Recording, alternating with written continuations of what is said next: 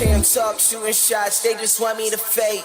But my game made when I'm getting buckets today. Crossover, pull up, bet you fall for the hezzy. Game 7, prime time is butterflies on your belly. Now can you do it? Folding under the pressure, boy, can you do it? If you going, show 'em who better. Don't let the game slip and don't get caught in the lights. Crown me, yeah, Jordan taking off on the Baby, flight. give me all the rings right now, we the champions. We the champions. I do my thing right now and it can't be done. They said it can't be done. Give me all the rings right now, we the champions. We the champions. I do my thing right now and it can't be done. They said it can't be done.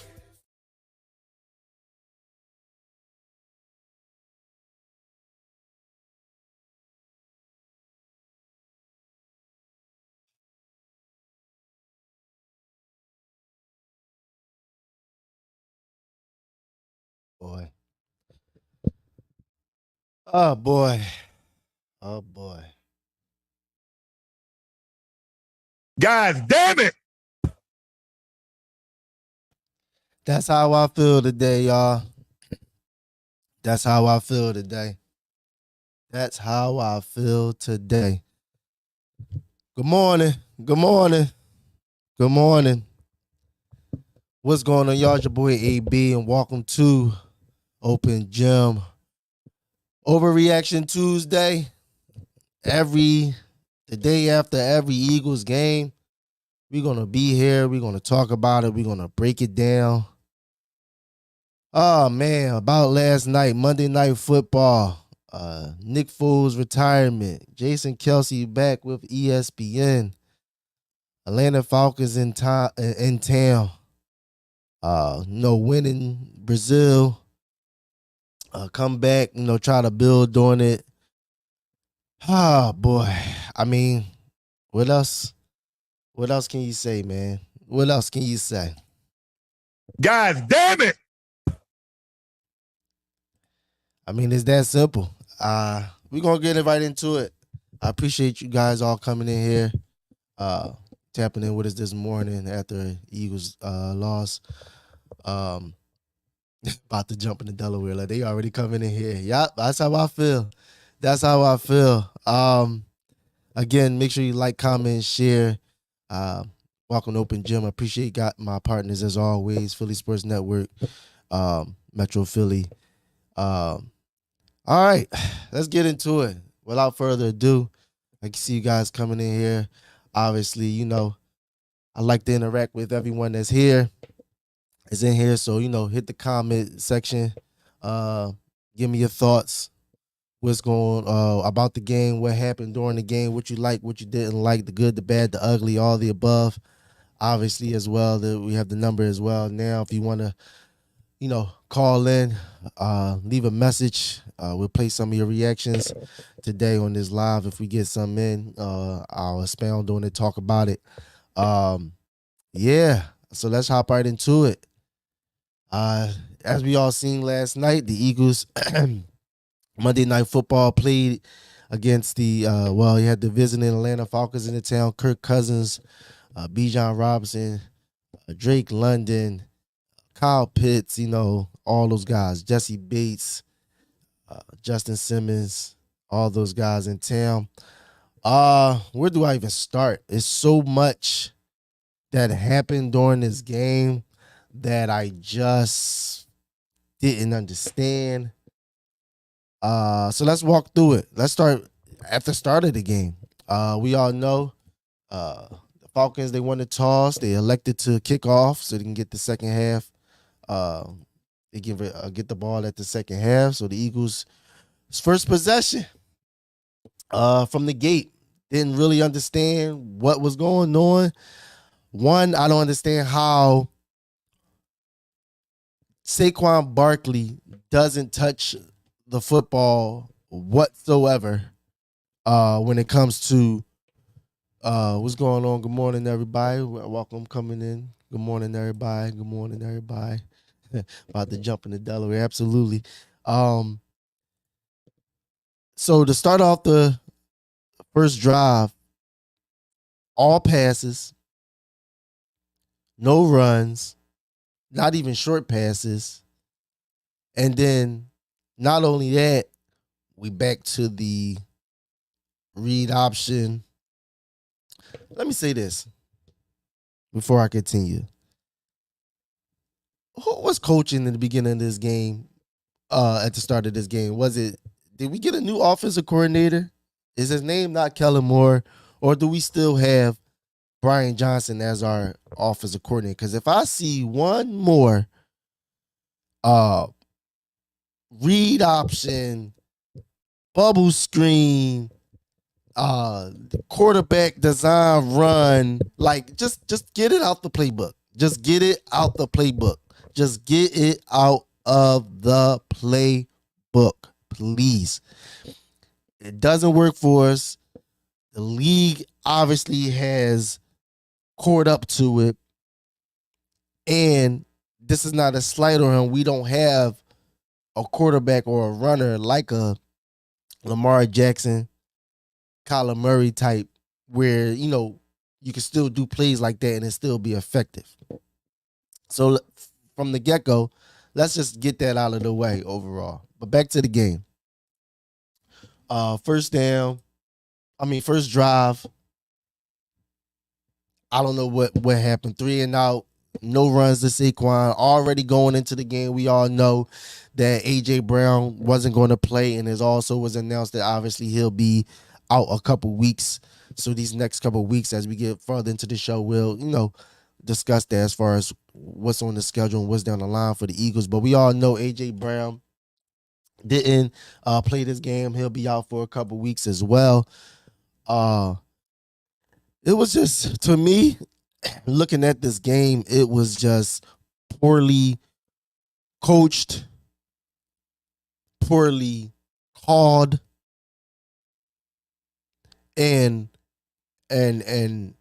just situationally, and also the thing that came back again as well when it comes to this team was sloppy.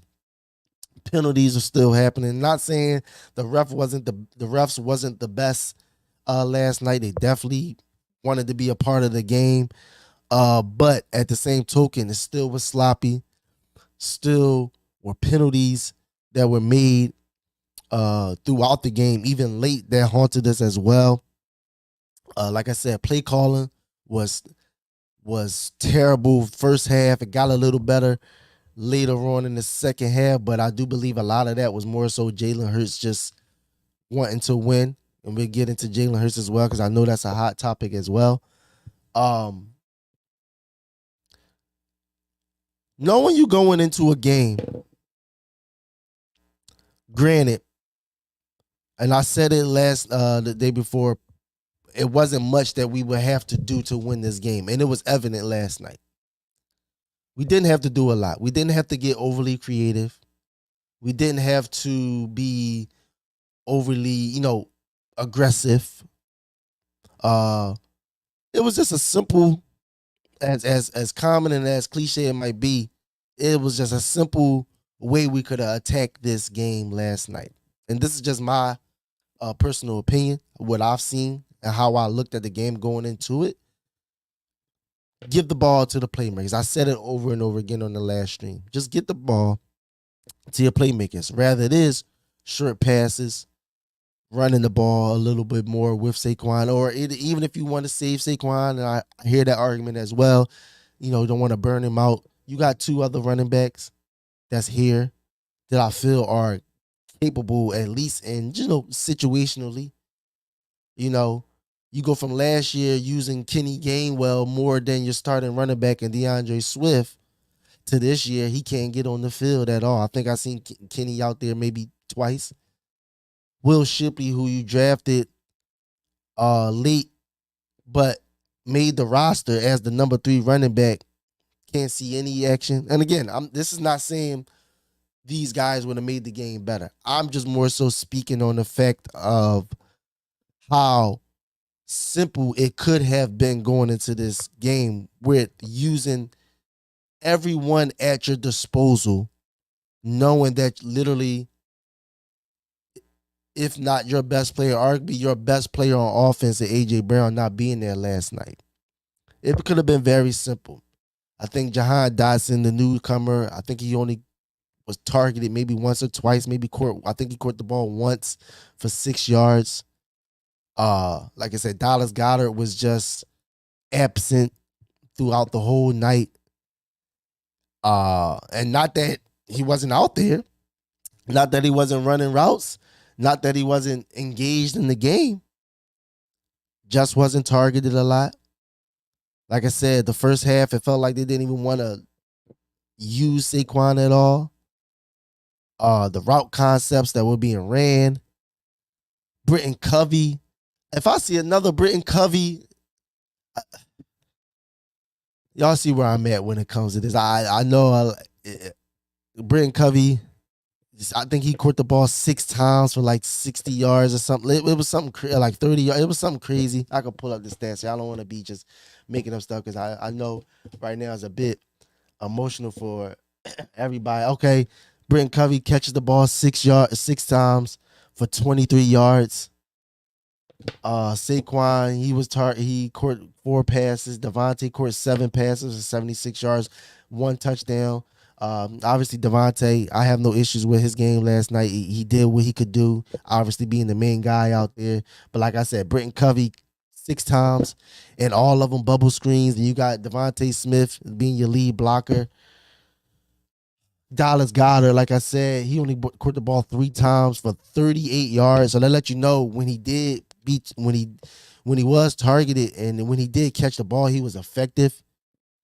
Jalen Hurts, 30 attempts, 23 completions, 183 yards, 1 TD, 1 interception. Obviously, at the end of the game, 1 sack. He rushed for 85 yards, 13 attempts, 1 rushing touchdown as well. I put this on the coaches. I put this on the coaches a lot. Just looking at the game plan, how they wanted to attack last night, how they wanted to attack the Falcons last night. Offensive line did not play as well as they did the first game. Like I said, they had moments, but it was a lot of them getting into the backfield, a lot of negative plays. When they did finally run the ball with Saquon. Like I said, we got the 2 studs in the back with Jesse Bates and Justin Simmons as safety. So I understand, not wanting to take too many deep shots or, play with them too much. But again, where was the crosser routes? Where was the seam routes for the tight end screen even? You want to throw a screen for Britton Covey. Why Jahan Dotson could get a couple of these screens with his speed and athleticism? Why Dallas Goedert couldn't get a couple of his screens with his athleticism and yards after the catch that he usually gets? Dallas never goes down after the first hit. You might worry about, them going after the ball. But again, this is what I was speaking about when speaking about going into this game last night. It was real simple. It was very simple as always in next year, brother. Dang, next year I gotta wait till next year. But it's always, it was very simple for this team to go out and get this win. Again, both teams only cracked 20 points, 22-21. So it wasn't like it was a high-powered offense that was coming into the league. And I'm going to get to the defense because not only the coaches, this defense is in trouble. And I'll get to that. But I'm going to stay on the offensive side for right now. Again, play calling was not the best at all. At times, just not understanding what was the plan. Why make it so hard for yourself? It can be also very simple. We have talent all around on this roster that we could sit here and utilize, and not basically do what Atlanta did all night. They didn't do much, but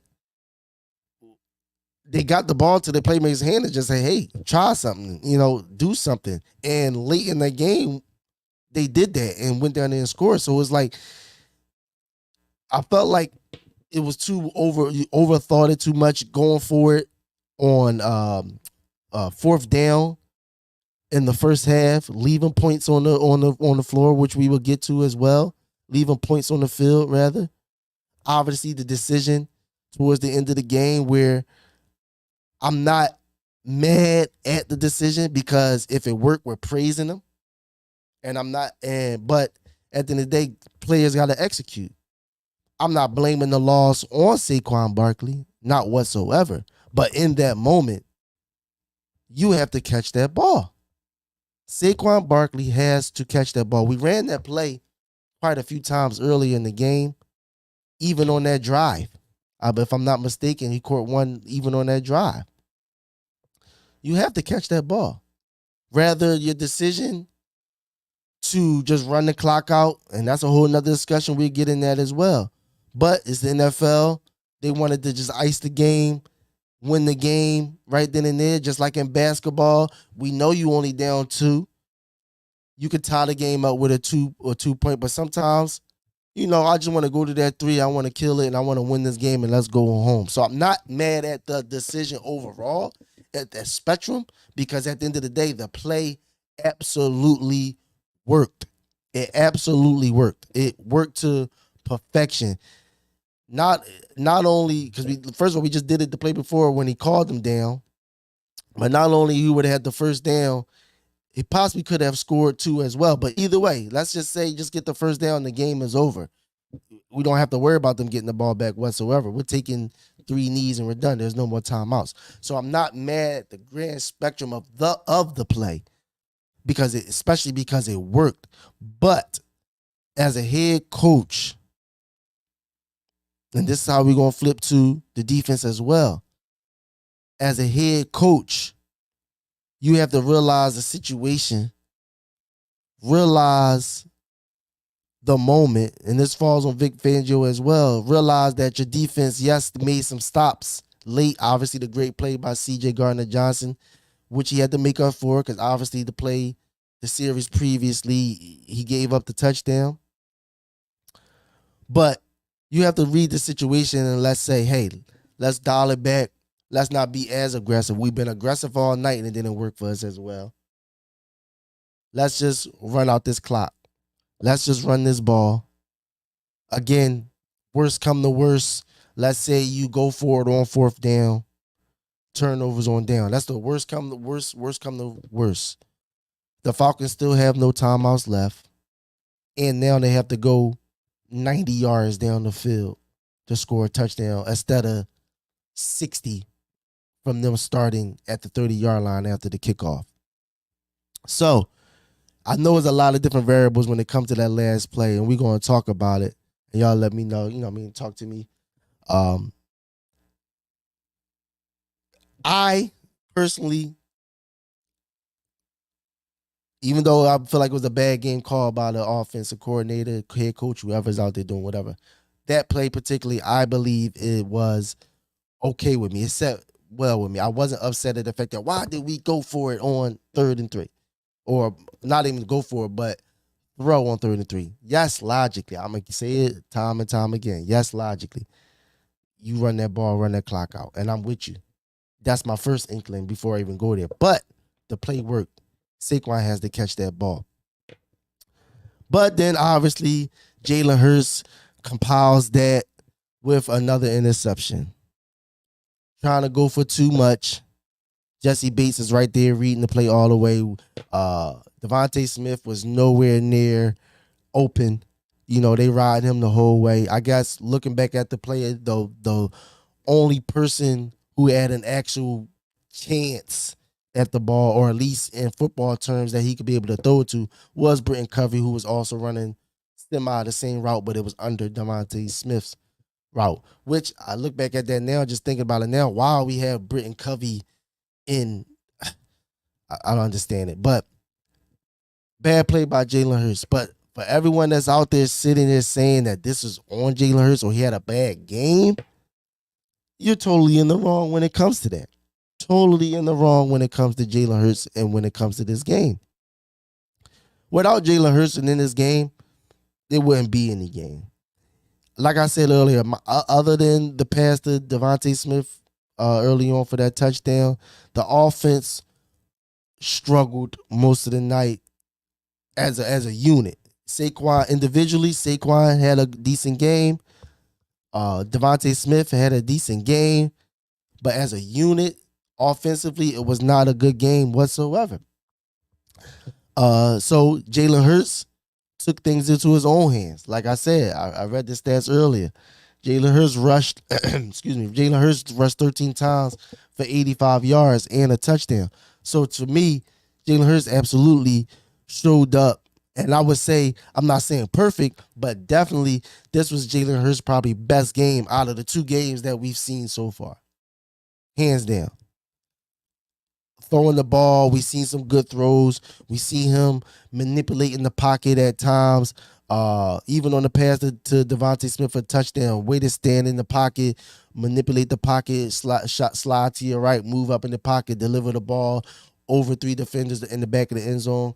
Great pass. There was some passes earlier in the game. Same situation, manipulating the pocket, moving around in the pocket. Dallas Goedert down the middle of the field. Devontae Smith with a catch down the middle of the field.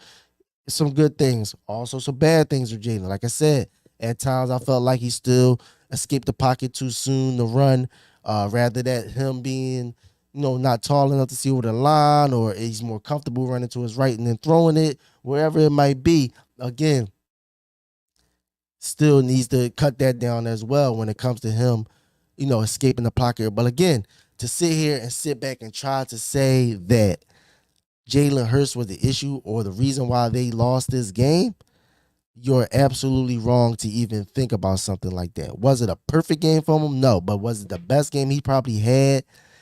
And the things that he did, he had to do, knowing that the offense was struggling, knowing that you're missing A.J. Brown, knowing that you really didn't have really a passing attack, and knowing that they was keying in a lot on Saquon Barkley, even though he had a good game. These are the things that we have to start looking at when it comes as a collective, as a team. I know the quarterback gets all the praise, but he also gets all the blame. Rightfully so. He's the quarterback of an NFL franchise. But not only coordinators not calling a great game, players didn't show up the way they, like I said, go back to the offensive line. I know it won't be talked about a lot. It's not a fancy subject. The offensive line, to me, did not have a good game. Overall, Lane Johnson got beat a few times. Matthew Judon had a great day yesterday. Monday, the first game, week 1 in Brazil, Lane Johnson and Becton, the right tackle and the right guard, they was graded out as the best right guard, right tackle tandem of that week, giving up no pressures, giving up no sacks, X, Y, and Z, all the above. It wasn't that last night. Matthew Judon and Jared had a great, I ain't gonna say great, but they had a good game last night. Like I said, Lane Johnson didn't have the best game. Seen him get beat a couple times. Becton seen him get a couple times. Jordan Mailata as well on his side, seen him get beat a couple times on run plays. Not holding your block, giving time for Saquon to make a move, getting blown up at the point of attack, getting pushed back. Lane Johnson, Jordan Mailata, Becton, Landon Dickerson getting pushed back. These are the things that I'm seeing, offensive line. And then to couple that with them not already struggling, it was a couple times I'm seeing the play calling, going back to the coordinators, we have tight ends one-on-one with Matthew Judon. And then not only tight ends, not Dallas Goedert. I wouldn't want that matchup anyway. But not only it wasn't Dallas Goedert, it was Kyle Katerra. Kyle Katerra, your backup tight end, one-on-one with Matthew Judon. Where and what situation and what scenario is that a good idea? God damn it! Where in any of that is a good idea? That basically 2 years ago, the Super Bowl year when we went to the Super Bowl, that was the reason why Brock Purdy got injured. They put a tight end on Hassan Reddick, and he got to Brock Purdy. So in what scenario putting a tight end, not only your tight end, your backup tight end, and not only your backup tight end, your pass-catching tight end, because Calcaterra is not the greatest of blockers. So your pass catching tight end blocking one-on-one with Matthew Judon ain't been the same since he got rocked in public. Hey man, leave Dallas Goddard alone, man. That was a whole nother situation. This ain't on Dallas. They talk about my man Dallas has got rocked. Why you trying to come in here with your nonsense with that? Leave Dallas alone. But all the seriousness though, where and what scenario is that going to be right? Back to play calling.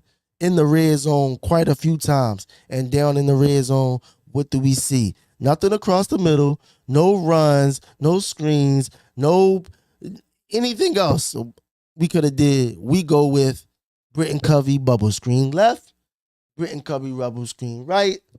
Okay, we ain't got it. Now we're gonna run up the middle with Jalen Hurts. We're back to the same old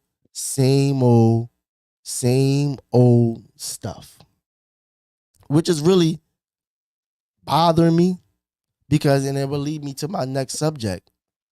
I would say here will lead me to my next subject when it comes to that. Do we have a Kellen Moore, Nick Sirianni issue? And I'm serious, and I want you guys to let me know what you guys think. Do we have a Nick Sirianni, Kellen Moore issue? Is there a power struggle? Is there, I want to run my play now. I want to keep my plays in the fold. I want to do this. I want to do that. Let's go for it here. Let's not go for it. Do we have a Nick Sirianni, Kellen Moore issue? I know it's week 2, and I'm not usually your whistleblower or your person to sit there and try to start any situation or something like that. But at the end of the day, one thing that was explained to us as fans is Nick Sirianni has he has a say. So if he wants something to happen, he could do that. You know, we all know Kellen Moore is the play caller. He's running the show. But do we need Nick Sirianni interjecting during it? And this is not to absolve Kellen Moore for what he did. Absolutely not.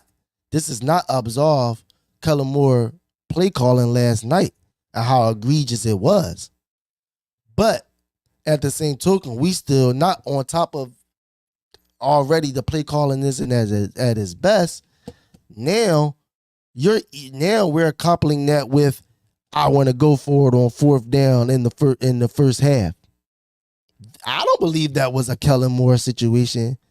Because just as much as people would talk about how we should have ran the ball at the end of that game just to waste time, as we all know, and we can all sit back and look back and say, hey, this is just at its core, at its basis of football, give them as less time as possible to go as the longest yards of the field. I feel like early on in the game, that was probably the easiest decision you could have made. And I believe that was a Nick Sirianni decision. It has to be. Because there's no way you can go off drive number 1, series number 1, with the bad play calling there. You know, your first 15 plays scripted, 3 and out. Come back your second series, actually have, it wasn't the second series, I'm sorry, it was about the 3rd or 4th. But by the time you get there, you actually have some type of momentum. You have some type of, rhythm going on down in the field, and you finally get to the red zone. It's 0-0. This is the best you probably felt. And we all know football is a momentum game, whether it's 3 points, 2 points, or 7 points, 6 points that you're scoring. It's all about momentum. So to go down and finally have a rhythm and momentum in the game, kick the field goal, get the points. But no. Again, I believe our head coach, Nick Sirianni, let's go for it. Let's go for it. Which bites us in the butt at the end of this game. We lost this game 22-21. If we scored those 3 points, even with that touchdown that they scored at the end of the game, even with that drop pass that Saquon had, even with that interception that Jalen Hurts had, we still win this game. I know hypotheticals. I know he say, she say, revisionist history, hindsight is 2020. I get all the puns and the cliches. But that's just fact. That's absolute fact. Absolute fact. That not only haunted us late not having points, it also gave the Falcons life, gave them a little momentum, kept them to be able to hang around. Because if I'm not mistaken, the next possession later, they go down there and score. So this fan here, can't wait to see these two teams play in week 15, but the Eagles start putting more points on. Absolutely. That's a Steelers fan. They need to start pulling more points on the board. And the way this offense is running right now, it doesn't work. What's up, Alvin? Nice shit. They killing Nick Sirianni in the chat, y'all. And listen, at the end of the day, it falls on him. He's the head coach. He's make those decisions to go forward on fourth down. He is responsible for having his team prepared at all times for every game, not looking over opponents, not thinking it's going to be easy or coming into a game not respecting the opponent. Not saying that they did, but these are the things that we see on the field. Lack of preparation, penalties, sloppy play, still there. Bad play calling, bad situational and late game decision making. These are the things that we all know a lot of responsibility has been taken off of Nick Sirianni's shoulders. These are the things that he still has saying and what he does. So do we have a Nick Sirianni, Kellen Moore situation? And that's a real question that we need to start asking ourselves. That is a serious question we need to answer ourselves, because for what I seen last night on that field, it tends to lead me to that direction. That this is going to be something we need to monitor, we need to look at throughout this year.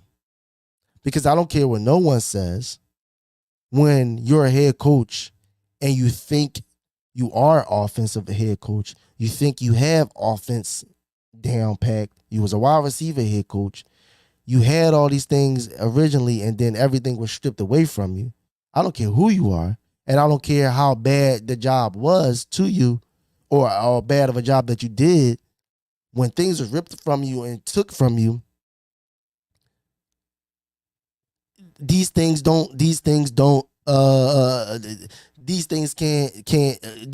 will affect you. Rather, I wanted to say, I'm sorry. These things will affect you rather, no matter what you might say. My man Kobe in the chat, what's going on, bro? I tried to kill you, Kellen Moore, man. Hey, listen, you did, and again, I'm not absolving him. I'm not saying I was the biggest Kellen Moore guy when he came to the team. Now, what I've always said was he better than what we had, Brian Johnson? Absolutely. And that's night and day, cool. That's night and day. That's night and day as far as what you see offensively from last year to this year. But shoot, to your point, last night specifically, it looked a whole lot like last year early on for sure. So again, I pose the question to you guys. Do we have a Kellen Moore, Nick Sirianni issue in Philadelphia? Or, I'm not going to say it's an issue, but is this something we need to look at moving forward in this season? So, because what I've seen, it's a lot of conflicting situations that's going on in this field. Because again, someone got to be the grown up in this situation and say, I don't think this. And granted, Kellen Moore probably can't say that to Nick Sirianni. If Nick Sirianni make that decision and say, "Hey, go forward on fourth down," you do what your boss essentially tells you to do. But at the same token, I cannot sit here and believe that Kellen Moore sat there and was okay with that. But then again, if he was, that's a bigger issue that we had because now we got two guys that's just like off the rails, essentially like that moving forward. So that's something I feel like we definitely have to think about moving forward when it comes to our coordinators. And then also overall, the game plan offensively just was not where it needed to be. No way.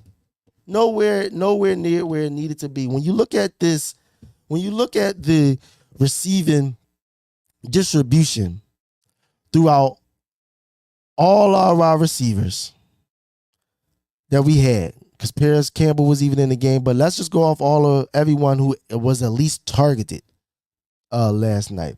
So everyone who was at least targeted last night once or more from the offense was Johnny Wilson, Jahan Dotson, Grant Calcaterra, Britton Covey, Dallas Goedert, Devontae Smith, Kenny Gainwell, Saquon Barkley. Out of all those guys, obviously Devontae will get share the bulk of it. 7 catches for 76 yards and a touchdown. Cool. Can y'all tell me who was right behind him with the most targets after that? Can anyone guess who had the most targets after that? Britton Covey. So go in with no AJ, right? This goes back to what I said earlier as far as it could be oh so simple. No AJ. You still got another stud wide receiver in Devontae Smith, who's there. That's one. You got a talent-wise, he hasn't been there. You got a talent-wise, you have a all-pro, Pro Bowl tight end in Dallas Goedert. You went and traded for Jahan Dotson. Yes, hasn't been here long, but you can't tell me within 3 weeks he doesn't have at least a Jahan Dotson package. You can't tell me that. You can't tell me that. So Jahan Dotson, Saquon Barkley. I'm just going, like I said, Dallas, Jahan, Saquon, Devontae. I'm just going to name them 4.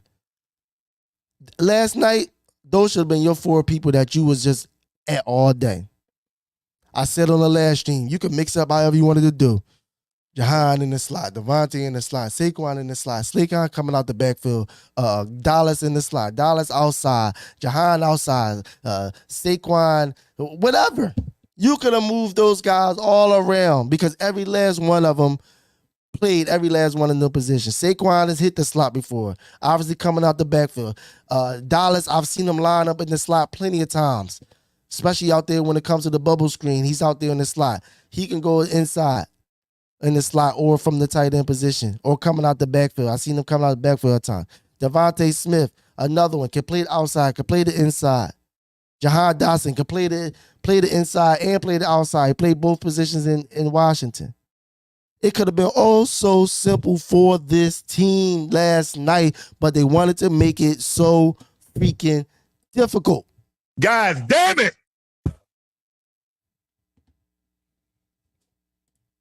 I just don't understand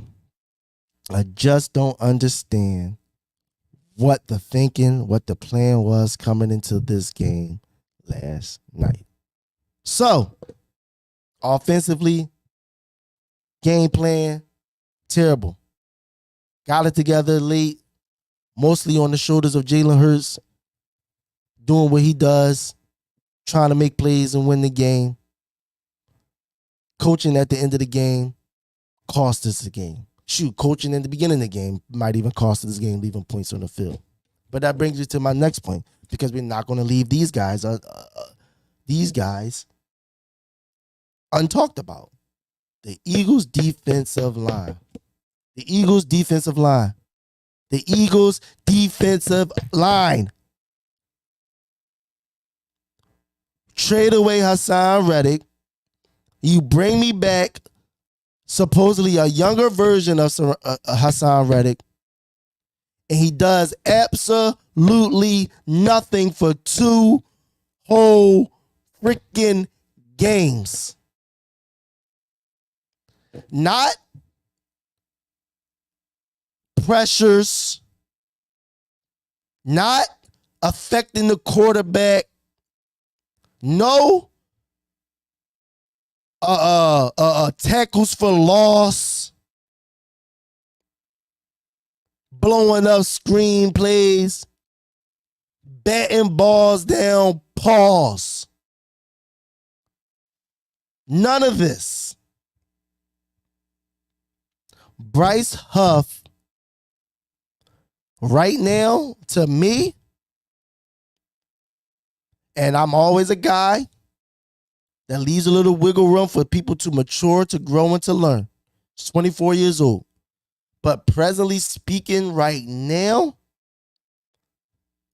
it's leaning towards, for me, and I know Howie's done a great job this offseason, probably the worst move of the offseason that Howie's made. Right now, presently speaking, 2-game sample size. I know we got 15 more games to go. But right now, with what we seen, I mean, the guy, he can't get off blocks. He can't shed blocks. He tried to knock hands down to get to the quarterback. He's getting manhandled.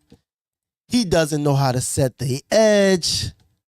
That's why a guy like Bijan Robinson started getting off late. Tyler Algier started getting off after a while. They felt them edges. And not only Bryce Huff, and I know I'm going to talk about him just a little bit more because he the one that just got paid. He the one that just got paid. But Josh Sweat. Essentially, the Eagles chose you. Granted, you were cheaper, chose you over Hassan Reddick. And you give us absolutely nothing. They ran left on you. They ran right on Huff. And poor Jaden Carter. I mean, my young boy, I don't know which. He was in a dogfight for sure last night. It was a good battle between him and the guard against Atlanta. But, I mean, poor Jaden Carter. I mean, I don't know how many hats they had on him at once at a time. And then his running mate, Jordan Davis. Was he 2 to 3 years in now? He was able to draw Jaden Carter. So he's 3 years here now. When are you going to make any substantial play on that field? Obviously,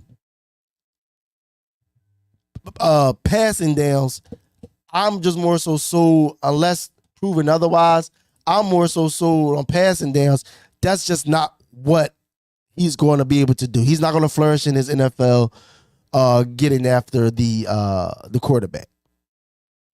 But what they did tell me upon drafting you was, run defense? Absolutely, that's his game. That's what he's going to do. That's what he's going to put pressure on this team's with. They ain't going to be able to run on him.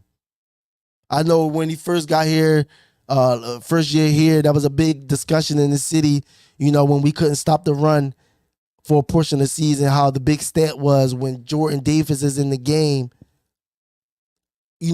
teams run for less yards per carry. They sure wasn't running for less yards last night. So if you're not going to give us any pass rush,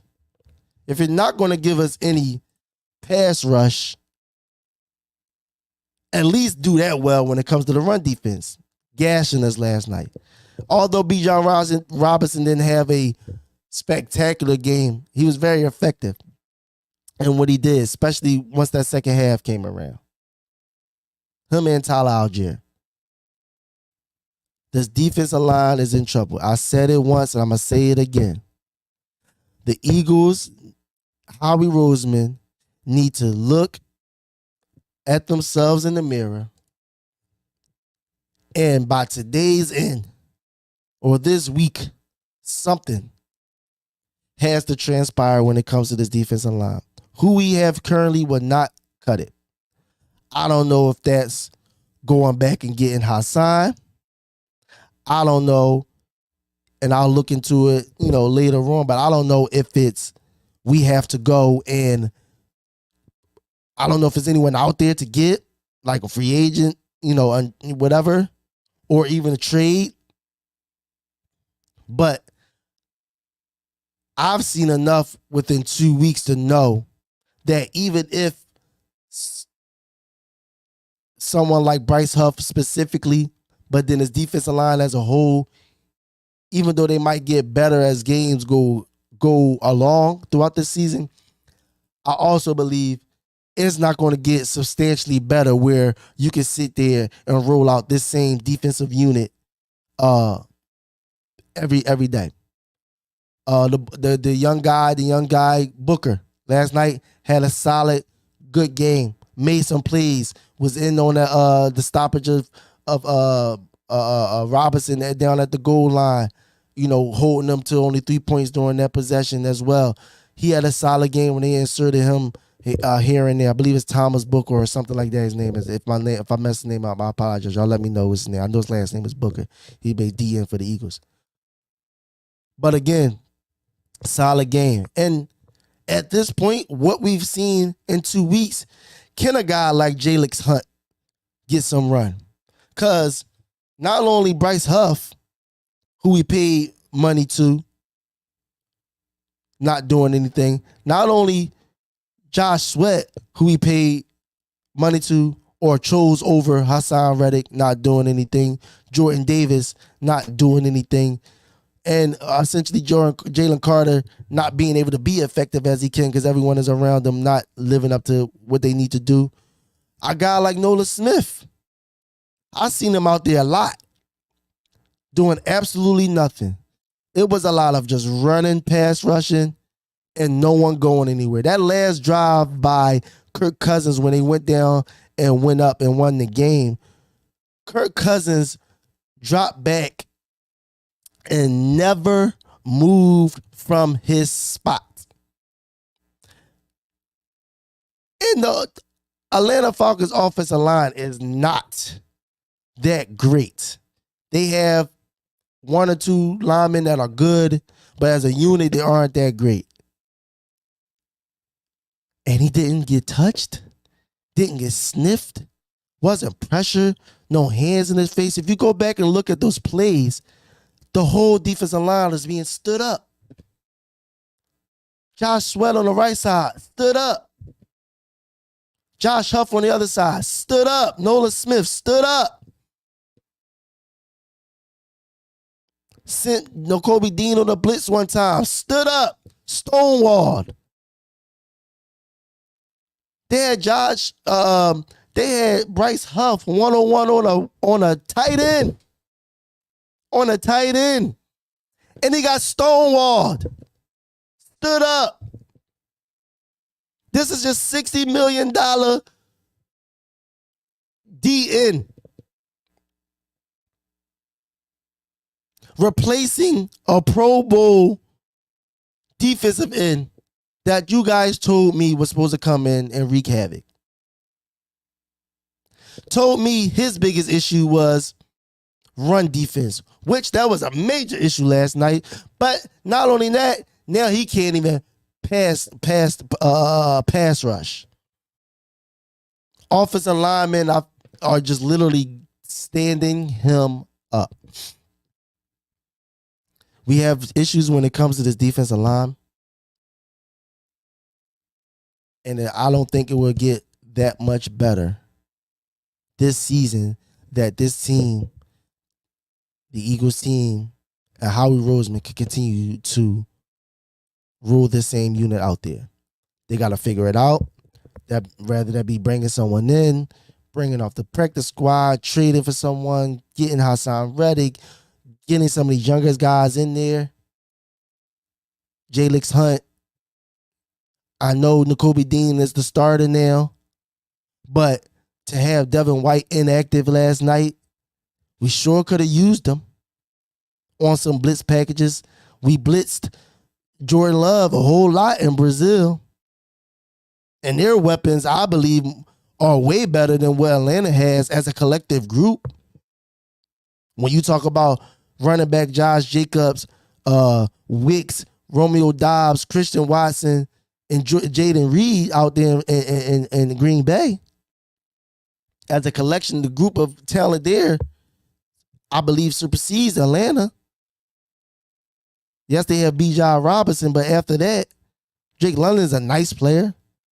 Kyle Pitts, we don't even know where he is because he's in Atlanta. He has the talent. Caught a couple passes. What, Darnell Mooney, who did score. Ray McLeod. This is what we talking about we going up against. And we can't get no pressures. I think we had, one sack yesterday? One sack? And that was from Milton Williams, a backup? A backup who probably was in the game for Jordan Davis at the moment because Jordan Davis can't rush the passer?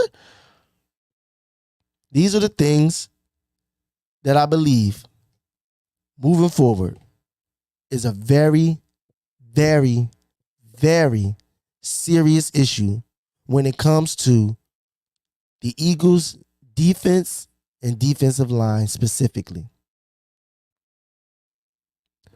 Vic Fangio, bend but don't break defense at the end of the game, playing your safeties 15 to 20 yards off of the ball, knowing, and this is the problem I have with it, with that situation or that philosophy. I know you watched the whole game seeing that your defensive line wasn't sniffing Kirk Cousins. They couldn't tell you what cologne Kirk Cousins was wearing. Kirk Cousins was clean last night.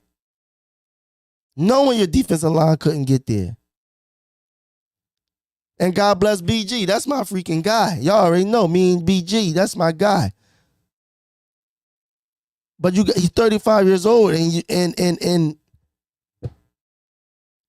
he giving it his all, but it just is what it is. And that's the defense you want to play at towards the end of the game, knowing your defensive line can't get there. A bad coaching job by them guys, both sides of the ball, offensively and defensively. Offensively and defensively. It was not a good night at all whatsoever.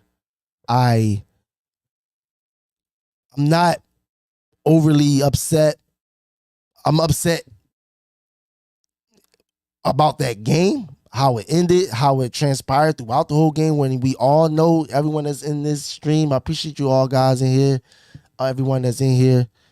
Again, make sure you like, comment, subscribe, But it was just a overall total team loss for me personally. And if we want to, I know we like to play the BAM game, and this is the type of things that we're going to have to talk about throughout the week. But if you want to put an order of I guess the most culpable for a loss down to the least, one, I could easily say, if you got Jalen Hurts high, I don't even want to have a conversation because you didn't watch the game. That's just you not wanting to like Jalen Hurts. Don't get me wrong, not a perfect game at all. And I have criticism for him as well. Because I can go to, especially we all going to talk about the last play, live to fight another day. 2 timeouts, 30 seconds left. You already at the 30. You know what I'm saying? Plenty of time. You only need a field goal to win. So it's not like you needed to either win or tie one or the other, but it's not like you had to drive the whole field to score. You're taking a big shot right there with I believe it was only a 2-man route to the left, going to the same side with Saquon leaking out on the safety hatch on the check down. And you only have Britton Covey and Devontae Smith in your sights, and you just throw it up to Devontae? No. Terrible decision. Terrible decision. I'm going to say it one more time for you guys that think, I'm just a Jalen lover. Terrible decision. Another turnover. That's on you. Absolutely on you. The drop, that's on Saquon. Players have to perform when their number is called, whether you like the decision or not of the play calling.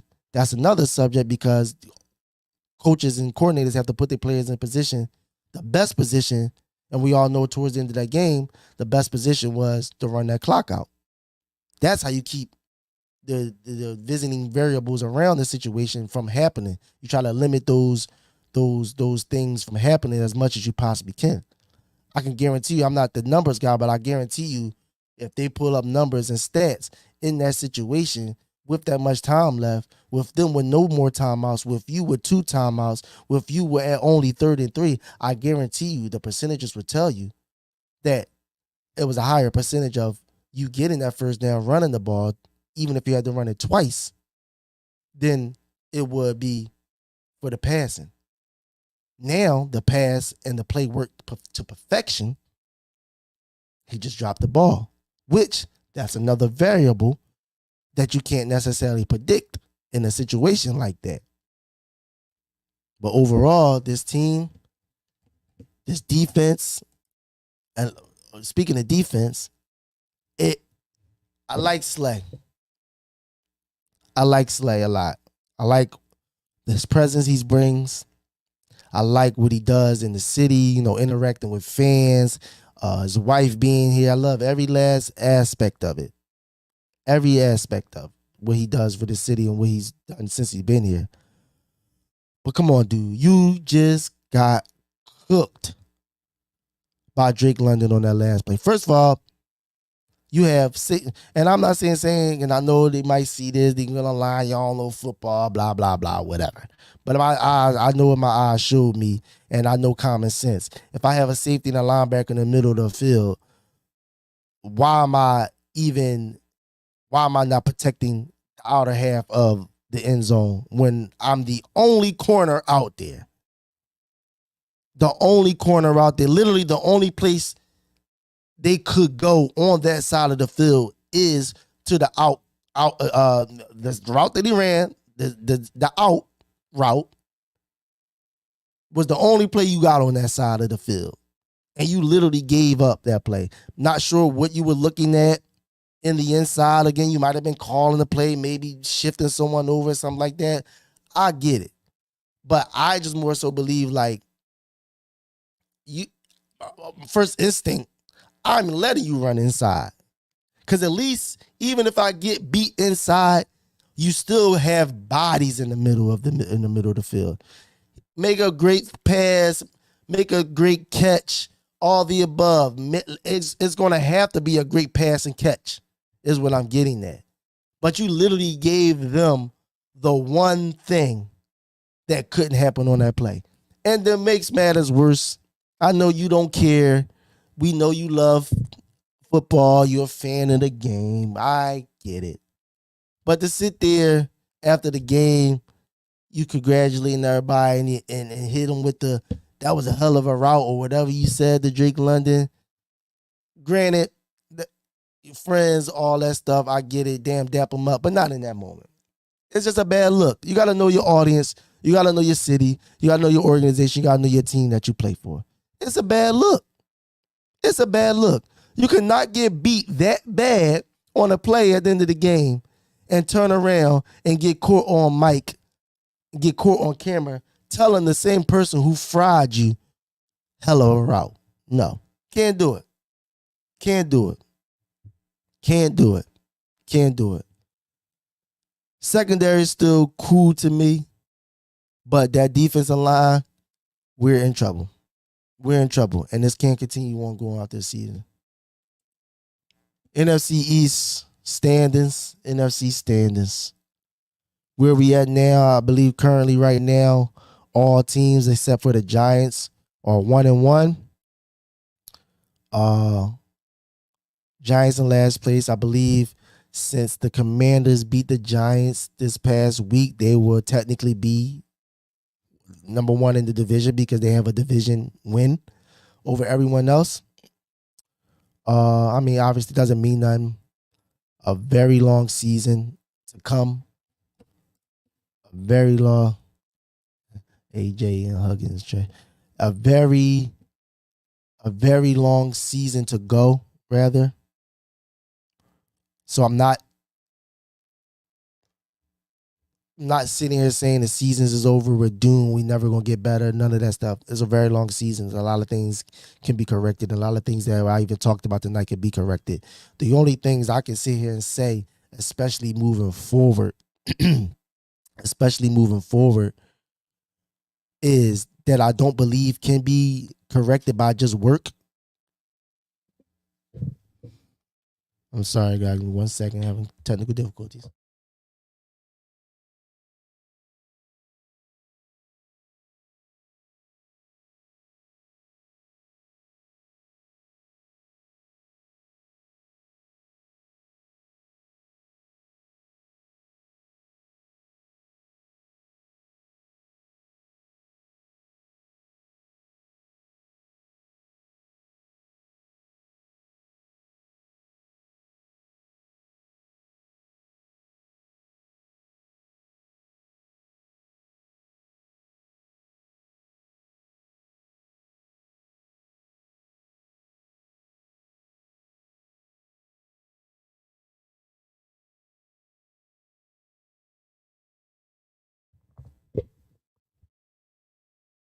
Okay, I'm sorry about that.